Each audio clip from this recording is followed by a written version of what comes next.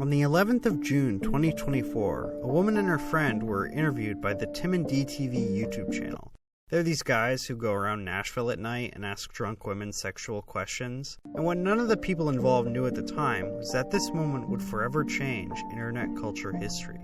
I have a sort of special relationship with Hawk Tuah. It's obviously a cringe meme, but for the latter half of 2024, I was the Hawk Tuah guy in my friend group. All my mutuals sent me the latest Hawk Tuah memes for months on end. I even voted for Hawk Tuah.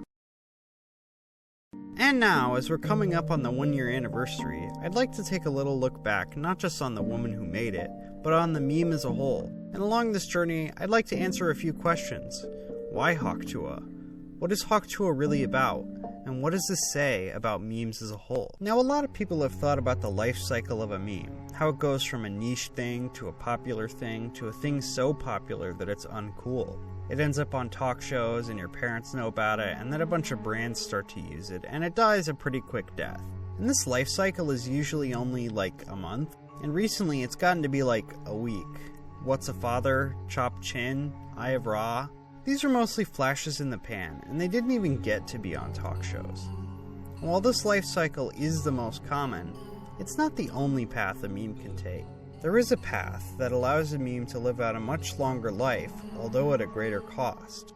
You see, every now and then, a meme gets so big that when it dies, it collapses in on itself and becomes a black hole of irony, an undead meme. And before we get into Hawk Tuah, let's take a look back at one of the first memes of this kind I can remember, Among Us.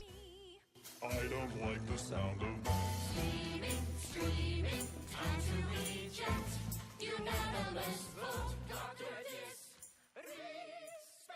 Among Us is a 2018 social deduction game where you play as little guys on a spaceship and one of you is an alien and you're trying to find out who it is. But it wasn't popular for the first 2 years of its life. Until June of 2020, when a bunch of Twitch streamers and YouTubers started playing it all at once, and then it blew up. It became a good candidate for the time because obviously games you could play over the internet were getting more popular, but also Among Us doesn't require any reflexes or grinding, so it stood out as an accessible, casual game for social connection. But of course, I'm most concerned with the memes. Obviously memes are going to rise from any popular game. When you're in a game and you do a win. See, I just came up with that. Oh, look at this screenshot where something funny happened in a game. At first the memes were just basic stuff like that, then they became more functional, where Among Us is used to talk about something else. One of these pets is actually a raccoon. I don't know who these anime people are, but I guess one of them is an imposter.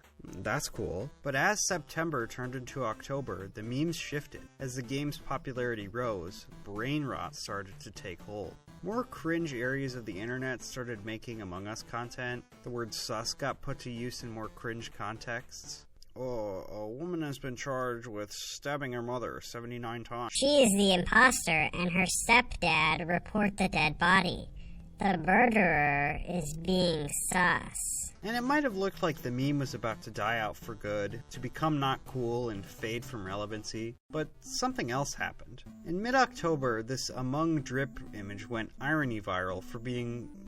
just look at it. Then the Trap remix, released earlier that month, was used to give the ironic meme like a musical element. Then this horrible twerking gif got used, along with the general concept that people have drawn porn of the featureless character from the kids game, and that's funny. These memes were just the first of a massive wave of Among Us shitposting. November brought the famous Germa face app image, December brought this musical. I've been banished without reason. January we got Among Us and the Stone Toss edit. February brought this clip. Is this Among Us? Imposter? Is this the imposter from Among Us? Yes, this is me, imposter. And March brought the stop posting about Among Us guy. And during this period, there were countless other memes that just made some other joke about Among Us. There's this whole other subset of pattern recognition memes where you just put anything else that looks like Among Us. And this was incredible. What should have been a meme lasting only a month ended up lasting over 6 just through ironic relevancy. And for a while after Among Us, nothing really felt the same, which is weird because nothing else had changed in my life. Now after Among Us, there were many specific posts that I liked, but none of the overall meme trends of this era really spoke to me. Ohio Riz was okay. Lean was good. I like that one. I forgore. Look, the kinds of memes I liked in this era were these more niche Instagram irony types of posts. These occasionally used current trends, but they were largely unconstrained and focused on general absurdism. They did a lot of stuff with bugs. Bugs were a common theme. So for a while I felt like memes as trends were pretty much dead. But all of that was about to change.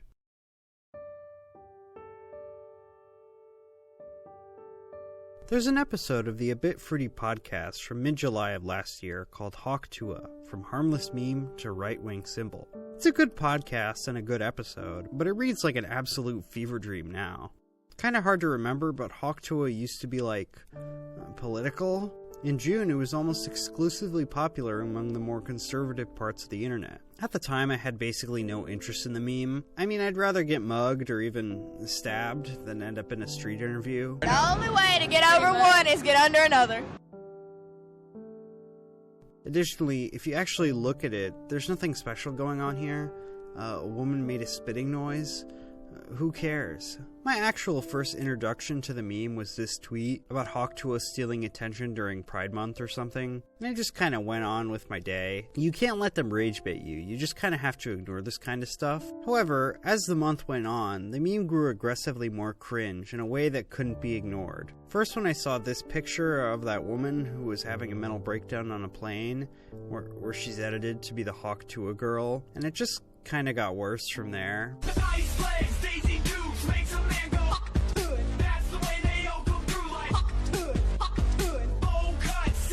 Kamala Harris put out a statement.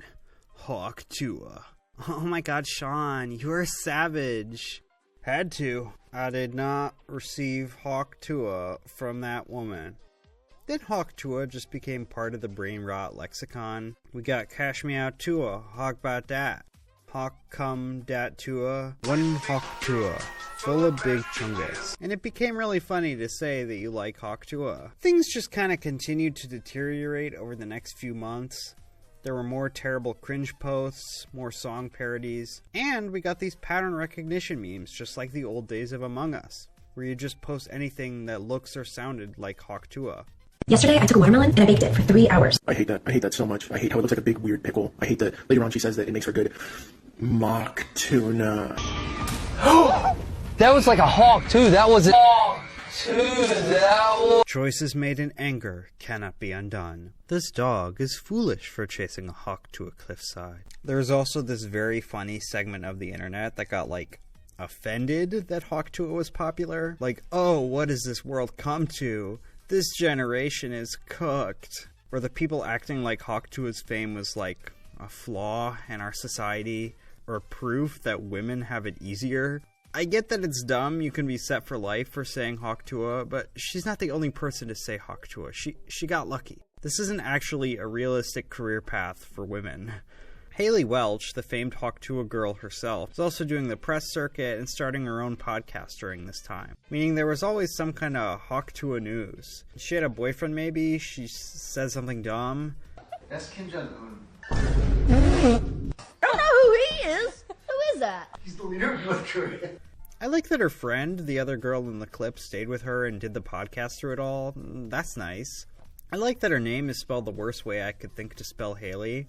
That's funny. I guess this whole thing did end in a massive crypto scam, and I should probably mention that.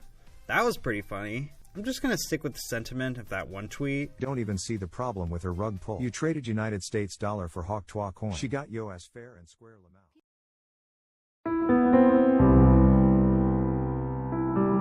There's an interesting thing that happens with ironic memes, where they stop being references to specific things and become references to themselves. For example, look at this Among Us meme. While it may seem like an Among Us reference, it doesn't actually make sense if you've played the game. Sus means suspicious of being the imposter, so in a way the imposter is always sus, but that isn't a thing that it ever actually makes sense to say, because you don't know that they're the imposter. My point is that this sentence doesn't refer to anything about Among Us, but more so the idea of Among Us. It's like what a primitive AI would think an Among Us reference looks like. Dank ironist Tony Zaret also makes use of this dynamic a lot. Many times his skits will sort of refer to the idea of politics, the idea of gaming, the idea of being Southern. Deutsch? Sweet mama cornbread. Without actually carrying the deeper characteristics of those things. I mean, Tony is often referencing stuff by just reading the top of a wiki page. Homestuck is a webcomic written, illustrated, and animated by American author and artist Andrew Husky. This is what's so jarring about people being offended by Hawk Tuah, because Hawk Tuah isn't about spitting on that thing, or politics, or even about Haley Welch anymore. Hawk Tuah is about the Hawk Tuah meme. The song parodies don't actually say anything about a random Nashville street interview. It's about the act of making a Hawk Tuah meme. Since the joke would be so unfunny if you did it earnestly, it becomes hilarious to do it as a bit. And it carried these very visceral reactions. Die, please. This is the worst thing I've ever seen, and I watched a man die in a Mexican restaurant. Hate from Moldova. There was a real passion and emotion when it came to Hawk Tuah. But at some point, even that wasn't the meaning of Hawk Tuah memes. When you repeat something enough, it starts to lose all meaning as a word. At some point, Hawk Tuah was reduced to just a thing that people recognize. With these pattern recognition memes, its only use was that it could be referenced. Its only meaning was that it at some point meant something. Look, people will sometimes say something about how one day internet culture will be studied and all of this will be in the history books one day. Here's my point. No, it won't. Looking beyond some surface-level observations about trends and stuff, it's very hard to say how memes become popular. No one can predict this stuff. No one saw Hawk Tuah coming. And I could give a whole lecture on America's repressed sexuality, or algorithms, or more about brain rot and postmodernism, or whiteness, or industry, or patriarchy, and how all of this led to Hawk Tuah, but none of that could really explain it. Thousands of hours of street interview slop are constantly being produced. Why this clip? Why this popular? Why now? I don't think anyone can answer that. Culture has always been kind of random and nonsensical, and internet culture is just churning through ideas at a much faster rate than usual. But there still isn't much you can actually analyze. It just means what you want it to mean. Using analogy, the thing was society and the spit represented peace and love. She's an intellectual at heart. I really liked Hawk Tuah. It's one of the only trends in recent times where during it I was like, hell yeah, Hawk Tuah. It felt like a return to a kind of meme I thought was dead, with a whole fresh new take. And now that it's gone, I'm not as sad, because I'm sure something like it will be back again someday.